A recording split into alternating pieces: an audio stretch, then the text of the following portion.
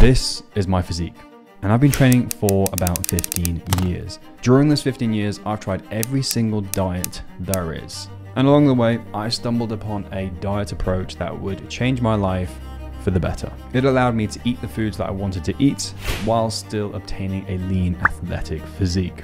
Now, this approach that I discovered back in 2011 involved tracking your calories, otherwise commonly known as IIFYM, if it fits your macros. However, this approach of tracking calories has a sinister side to it that not even the advocates who follow a tracking calorie approach are aware of. And I know this because I was once one of those people. Now, in this video, I'm going to reveal to you that sinister side, how you can avoid it. And by the end of the video, you're going to discover a superior way that beats calorie tracking and still allows you to have the physique of your dreams. Now, if you're new here, my name is Alex Denver. I'm a health and performance coach. We help entrepreneurs look, feel, and operate at their full potential. Now, I want to start this video with my experience. So when I started tracking calories, like a lot of people, it was with the pursuit of trying to improve my physique, in this case, fat loss. As we know, losing fat is a simple case of calories in versus calories out. So if you consume less calories than you burn, you simply lose body fat. Now, because of that, you naturally start to gravitate towards tracking your food and reading the back of food labels as you shop. So if you're like most people who calorie track, you do it because you want to improve your body or you have some kind of physique goal or athletic goal. Most commonly it's lose fat. For other people, it can be to gain muscle. Whatever the case, this comes with a potential downside that I think a lot of people fall for and they're not even aware of. At least I wasn't for years. And the negatives of calorie tracking are not directly obvious in the beginning. It's very subtle. And in fact, you think there's nothing wrong with it on the surface. But it's not normal to be spending time in the supermarket staring at the back of labels to see the caloric content or macronutrient content of a type of cheese versus another cheese. Yes, it's good that we want to educate ourselves, but if you take this to the extreme, like a lot of people unknowingly do, you start to see food as just purely protein, carbs, and fats, and you can become very food focused. You can become very neurotic towards food. That's what I found with me. So if a certain food was quite high in fat, because we are kind of ingrained to think that we've got to control our calories, and the most calorific macronutrient is fat.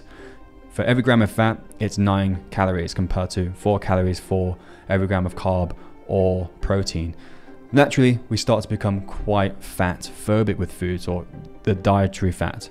However, we know now that this is obviously a big mistake when it comes to hormone function, appetite regulation, overall satiety. And so you can start to strip the fat out your food, thinking that because you're having low fat, you're actually going to eat less.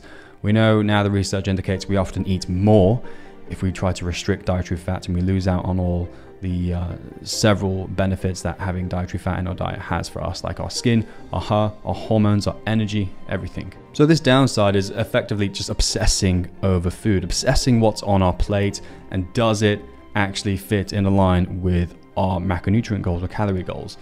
This can lead to isolation of social events. In any social event, 9 times out of 10, there's often food involved. Food is not just about calories. Food is fuel. Food has a great social aspect to it. Food, for a lot of people, is a large part of their life and often enhances it. And I, for one, frankly love food. And I restricted myself for years because I was so stubborn and so hard-headed on getting this goal of a great physique that I missed out on a lot of things in life that, in the grand scheme of things, it wouldn't have even mattered anyway if I'd have had the donut or had a bowl of pasta with my friends and wasn't obsessing that there wasn't a protein source with it, instead of just eating the pasta for what it was and enjoying it and realizing that one hot day does not make a summer. Similarly, having a meal that doesn't have protein in is not going to completely derail you of your goals. And this neuroticism towards food and having to track everything, I've heard stories of people even taking scales to a restaurant just to weigh the food. I know for me personally, if I ever had to share some food that I had tracked perfectly down to the single gram, I would get annoyed at the person who wanted to share my food. I would get obsessive over the grains of rice, weighing it down to the nearest gram. That's not healthy, and really, in the grand scheme of things, is that really going to make a difference to your physique goals? No, probably not. So why do it? Well, it's pretty obvious why we do it. We want to improve, like I mentioned, our body. However, we are now stuck between a hard place and a rock. If we start tracking calories, we will increase the likelihood of developing some kind of eating disorder or just general neuroticism or obsessiveness towards food. Now, if we don't track calories, which a lot of people don't, they eat like shit. They're not mindful. Change first comes from awareness, and people aren't aware of what they're eating, and thus their calories are through the roof. Their micronutrient density of the diet is abysmal and full of junk. So what do we do? What is the solution here? So here's what we do. We firstly do not throw the baby out with the bathwater and get rid of calorie tracking altogether. Calorie tracking in and of itself is not inherently bad. That's not the point of this video.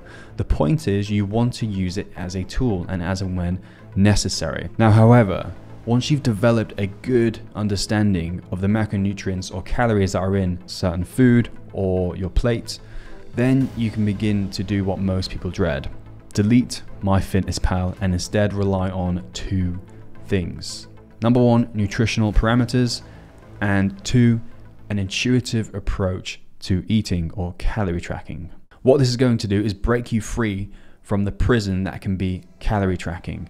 So instead of obsessing over grains of rice, you can just have a serving of rice, know roughly how many calories are in there, and enjoy the meal for what it is. If it's a social event or just enjoying it in and of itself without having to track all the time. This one allows you to, most importantly, free up your obsession with food, enjoy the moment for what it is, but two, you still achieve your physique goals, if that's fat loss, muscle gain, or just maintaining your current weight. So how can we do this? Let's start with the nutrition parameters. Here's a few to get you started. Some of the ones that I like to use are, I like to rely on 3 big meals and 2 snacks throughout the day. I stick to that meal eating pattern so that my energy stays consistent and that I can also portion control. Now, of those 3 big main meals, another nutritional parameter you can put in place is to try to have a lean protein source with one of those meals. That protein is going to better regulate your appetite. You can compound this with a third nutritional parameter, such as having your go-to meals, or I like to refer to them as your staple meals.